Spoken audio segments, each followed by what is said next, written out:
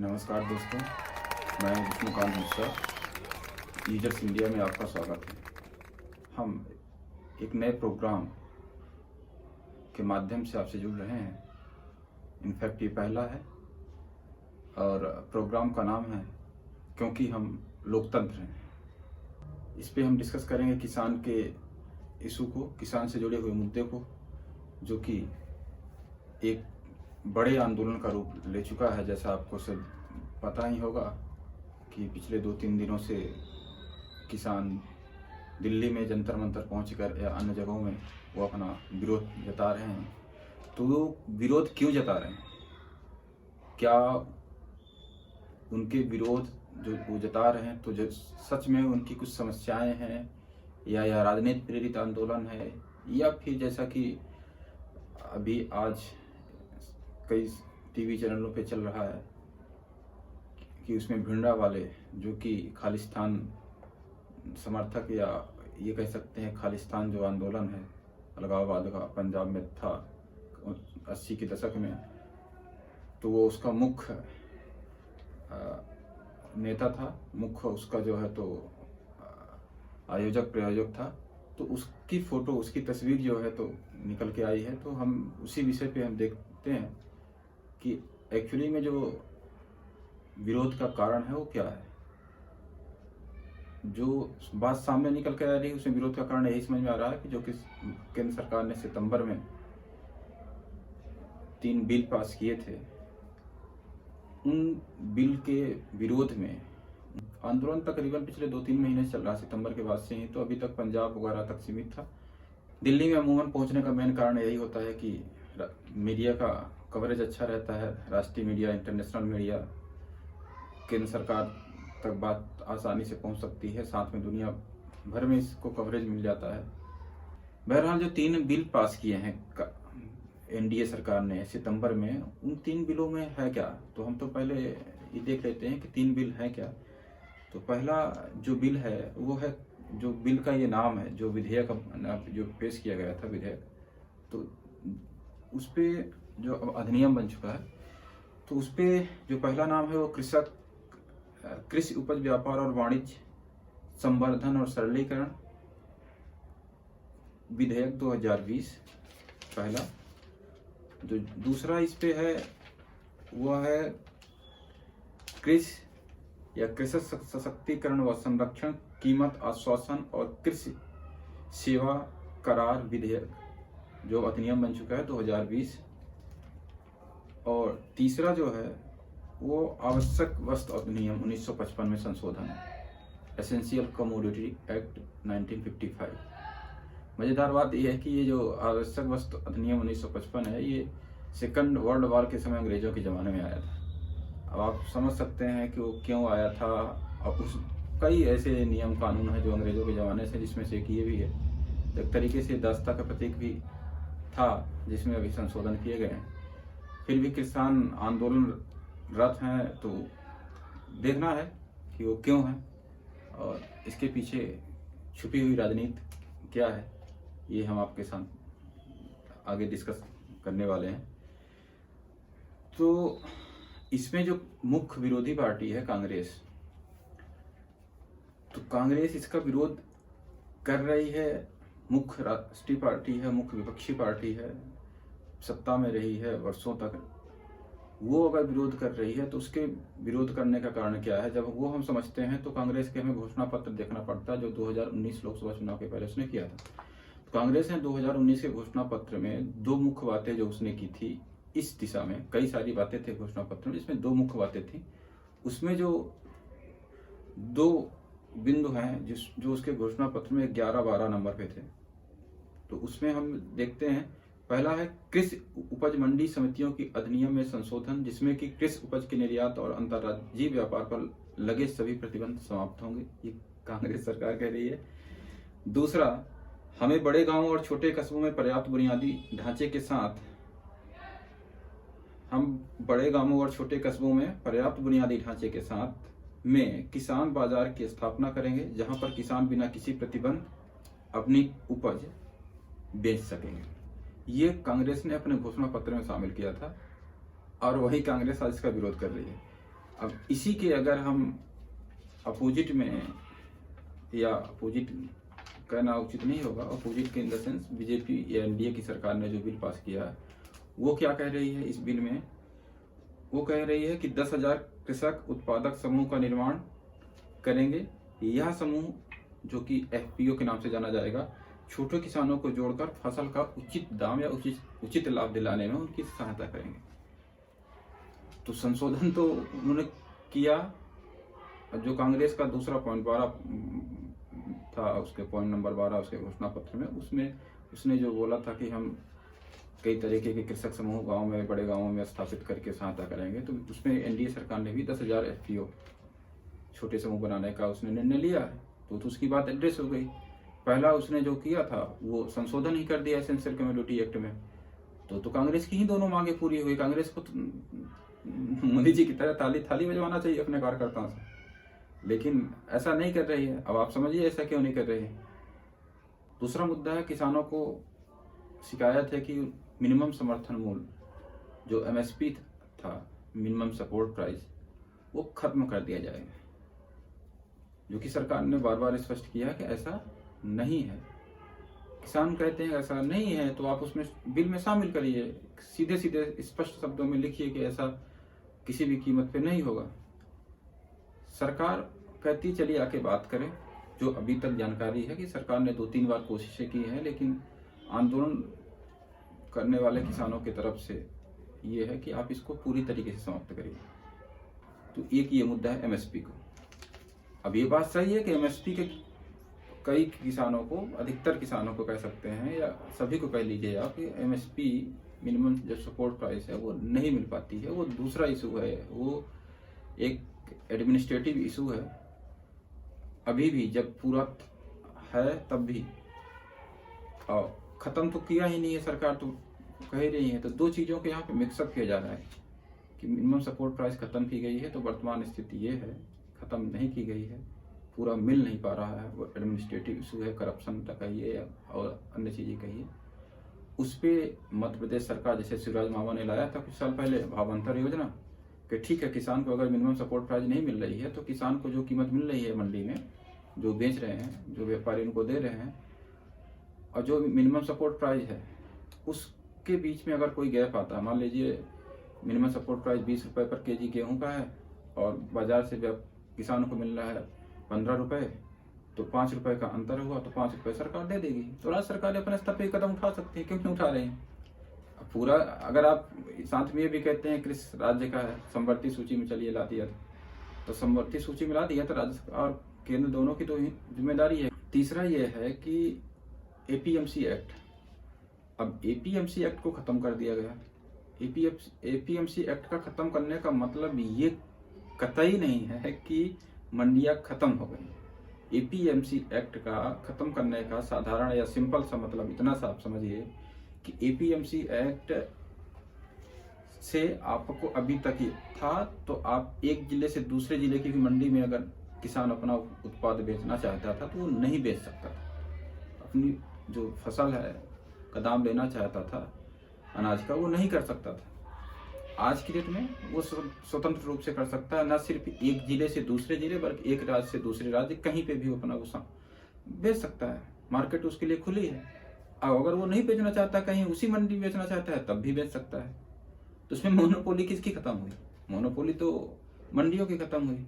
जो वहाँ पे ठेकेदार बैठे हुए थे उनकी खत्म हुई। अगर उनसे वो नेता के रूप में ही बैठे थे तो उनकी खत्म हो गई, या नेता पार्टियां उनके साथ जुड़ी थी, सरकार जुड़ी थी, तो उनकी खत्म हुई। तो ये किसान का विरोधी कहाँ से हो गया?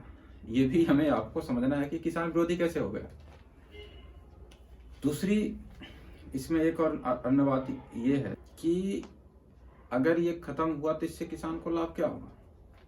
अब एपीएमसी एक्ट खत्म हुआ, इससे किसान को लाभ ये रहेगा, मान लीजिए चिप्स बनाने वाली कंपनी है, वो कंपनी जाती है किसान से, कहती है हमें 10 क्विंटल की आलू की जरूरत रहेगी, अगर आप उपज करते हैं, इसकी पैदावार करते हैं, तो हम आपसे जब आपकी पैदावार हो जाएगी, जब आप इसको उगा लेंगे, तब बाद में हम आपको जब खरीदेंगे तो 20 रुपये किलो के हिसाब से खरीदेंगे, चाहे रेट अधिक हो चाहे रेट कम हो। यानी रेट अगर 2 रुपये किलो हो जाता है आलू का, तो भी कंपनी 20 रुपए किलो देगी। अगर रेट 50 रुपए किलो हो जाता है आलू का तो भी कंपनी 20 रुपए देगी।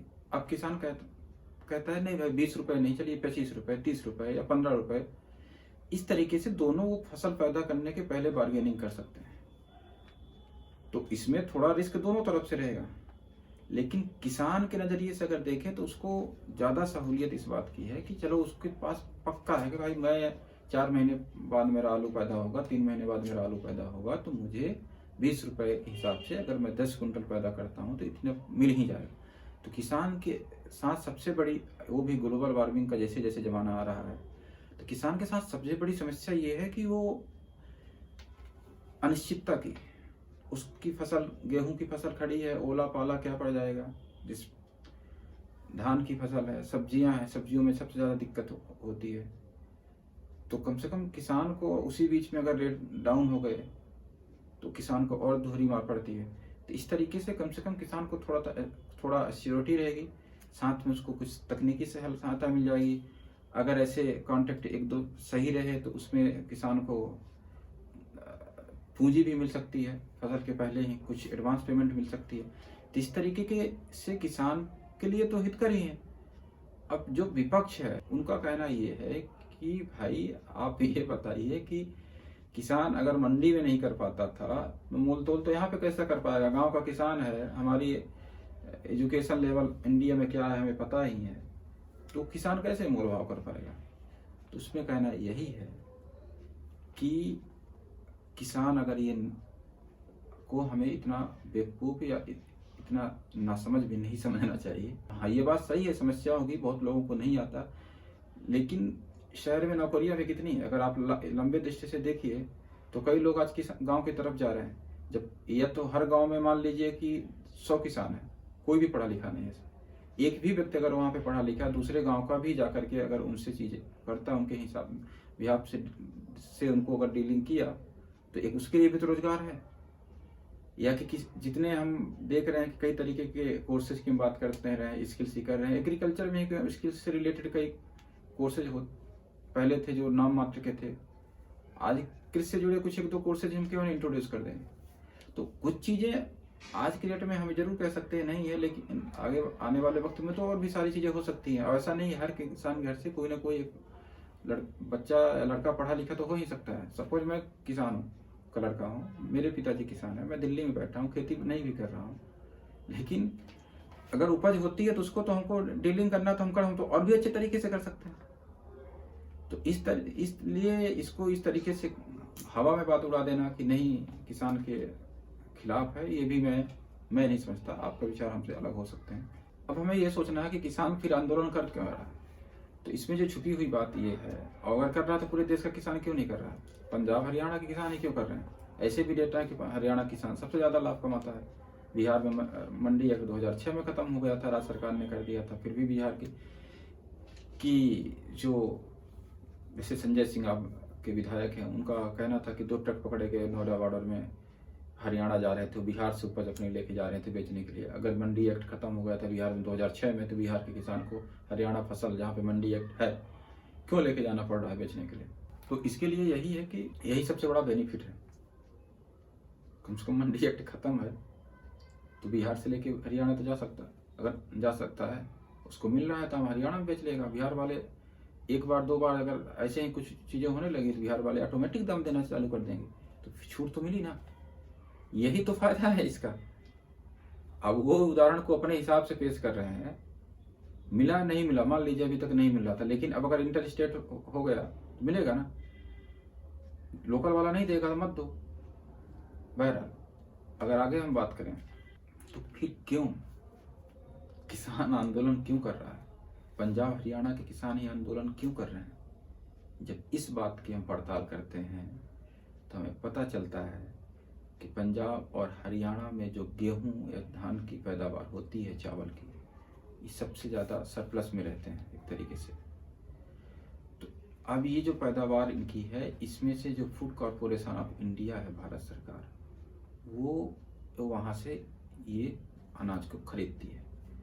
इस अनाज पे आज की डेट में जीएसटी जब से है तो 8.5%, 8.5% का राज्य सरकार टैक्स लगाती है, जिसमें से कि 2.5% का टैक्स लोकल स्तर पे खर्च हो जाता है, मंडी वगैरह आदि खर्चों में, और 6% का टैक्स राज्य सरकार को सीधा लाभ मिलता है।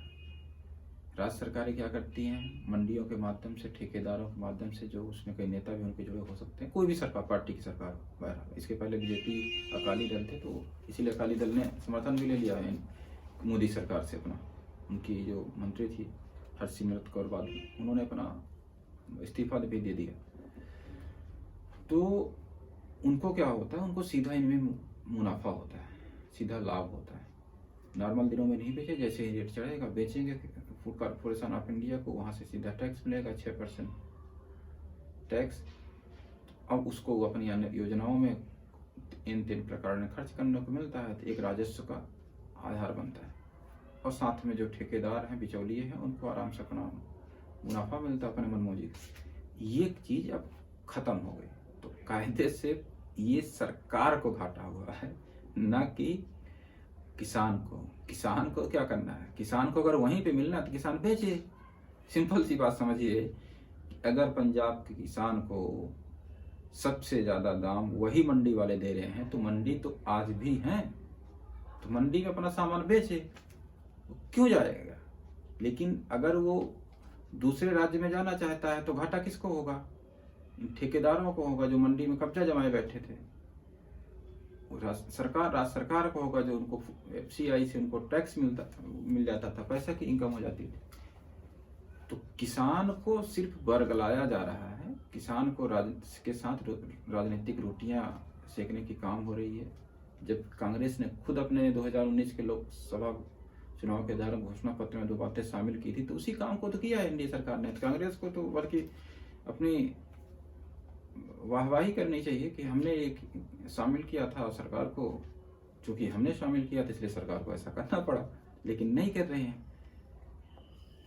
अब रही बात भिंडरा वाले का पोस्टर आया है, उसमें क्या है, उसके लिए अभी कमेंट करना, ये देखिए पिछले 3-4 वर्षों से खालिस्तान जैसी कुछ सुगबुगाहट उठ रही है, लेकिन उसके बारे में भी कमेंट करना थोड़ा अपरिपक्वता होगी, सेंसिटिव इशू है, हमें थोड़ा सा और इंतजार करना चाहिए कि क्या सच है क्या नहीं है। लेकिन ये बात तो आप भी नहीं डिनाई कर सकते, हम भी नहीं कर सकते कि जब भी ऐसे आंदोलन बड़े होते हैं तो उसमें कुछ शरारती तत्व घुस ही जाते हैं।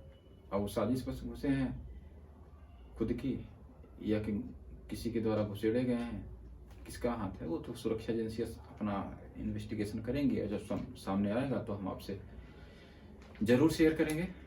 तो अंत में मैं अगर इसको 2-3 लाइन में समराइज करूं तो यही कि जो 3 बिल्स या 3 अधिनियम सरकार ने बनाए हैं, तो प्रथम दृष्टया ये किसान विरोधी नहीं बल्कि किसान हितैषी लगते हैं। हर चीज़ अगर 1991 में हमारे यहाँ ग्लोबलाइजेशन के लिए, उदारीकरण के लिए हमने मार्केट खोल दिया था, तो किसान के लिए मार्केट क्यों नहीं खुला था। किसान के लिए मार्केट खोला गया है। किसान के यहाँ अगर कोई पढ़े बच्चे हैं या सामाजिक कार्यकर्ता हैं या कि लोग गांव में कोई है, हम आप हैं, हमें आपको किसान को इसके बारे में बल्कि थोड़ा जागरूक करना चाहिए, टेक्निकल रूप से करना चाहिए, जैसे भी मार्केटिंग के माध्यम से करना चाहिए, सरकार को अपने स्तर पे करना चाहिए। हमारे आपकी सबकी जिम्मेदारी होनी चाहिए किसान को MSP तो मिले ही, और उसको और भी उससे बढ़ के मिले। एक्चुअली में ये मिनिमम सपोर्ट प्राइस ना हो कि मैक्सिमम सपोर्ट प्राइस की दिशा में ये एक्ट जाए, इसमें हमें कोशिश करनी चाहिए। और इसमें सारे वो तत्व मौजूद हैं जो इसको उस दिशा में ले जा सकते हैं। बस हर वक्त हमें शंकालु दृष्टि से कि बस नहीं ऐसा करो, नहीं तो ऐसा, एक पक्ष कह दे एंटी इंडिया, एक पक्ष कह दे कि किसान विरोधी या जन विरोधी या लोकतंत्र ही खतरे में पड़ गया, तो ऐसा नहीं होता है।